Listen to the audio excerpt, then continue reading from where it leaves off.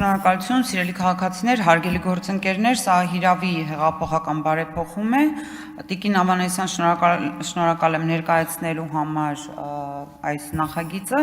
սակայն ցավում եմ, որ այս ժամանակս պիտի ավելի շատ անցկացնեմ հարցեր տալու վրա, որովհետև հարցերի ժամանակը սպառվել էր։ Եվ հարցերս հետևյալն են։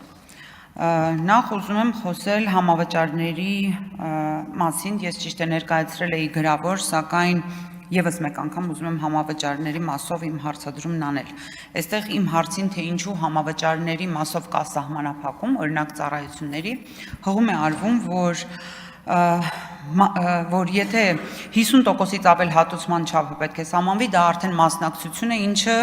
ապահովագրության պարագայում կիրառելի չի եւ միայն սոցիալական առողջապահական ֆինանսավորման մոդելում է կիրառելի։ Այսինքն մենք հողում ենք անում զուտ ապահովագրական հասկացության եւ սահմանափակում ենք մարդկանց ազատությունը, եթե նա կարող է օգտվել որևէ ենթարենք ծառայությունից, որը արժե ավելի 50%-ից ավելին, քան նախատեսում է հիմնադրամը այդ ծառայության համար, հետևաբար իրեն փոխհատուցում ընդհանրապես չի տրամադրվում եւ այս նույն հարցադրումը ես պետք է անեմ նաեւ դեղերի մասով, որովհետեւ ես կարծում եմ, որ մենք շուկայական այսպես ասած կապիտալիստական շուկայական նորմալ ձևավորման գների վրա վատ ազդեցություն ենք ունենալու այս առումով, որովհետև այստեղ նաև հղում է արվում, որ դրանով կարող են անհարկի բարձրանալ օրինակ դեղամիջոցների գները, որը ըստ իս կարծում եմ շուկան ինքը կկարգավորի, թույլ տալով քաղաքացիներին ինքնուրույն որոշում կայացնել, արդյոք իրենք ուզում են այդ դեղը գնել ենթարենք բարձր գնով, թե ոչ։ Այս մասով ես նորից առաջարկ կներկայացնեմ վերանայել, որովհետև սա իսկապես մարդու ազատության հարց է։ Ինչ վերաբերում է այստեղ նաև գյուղացիական գործունեությամբ զբաղվող մարդկանց սահմանմանը, այստեղ հարցադրումը հնչել էր, ճիշտ է, պատասխան կա, որ սահմանումը կա եւ սահմանված է, բայց հարցից հետեւյալն է, կա արդյոք օրինակ, որտեղ են այս մարդիկ գրանցված որպես գյուղացիական գործունեությամբ զբաղվող անձինք եւ ինչպես ենք մենք իդենտիֆիկացնելու այս մարդկանց։ Եւ բնականաբար նաև չեմ կարող չանդրադառնալ բյուջեում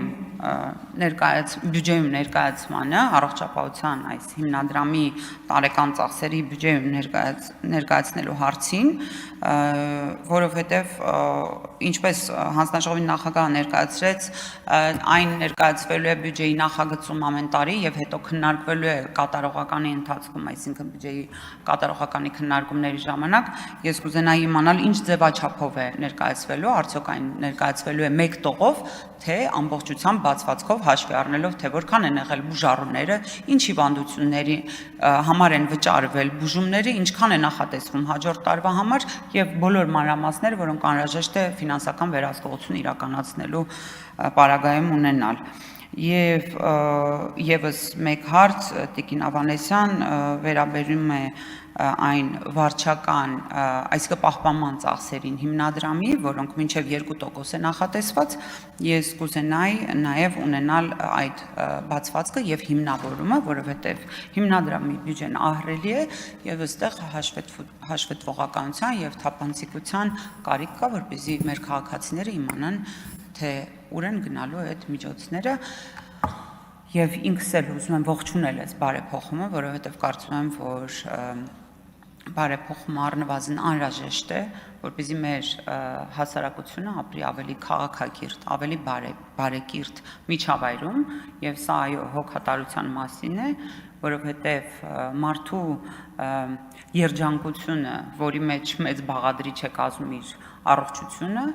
մեծապես կախված է ոչ միայն սեփական անձի, այլ նաև իրեն շրջապատող մարդկանց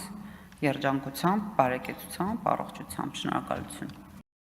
Չմոռանաք հավանել տեսանյութը եւ բաժանորդագրվել Civic AM-ի YouTube-յան էջին։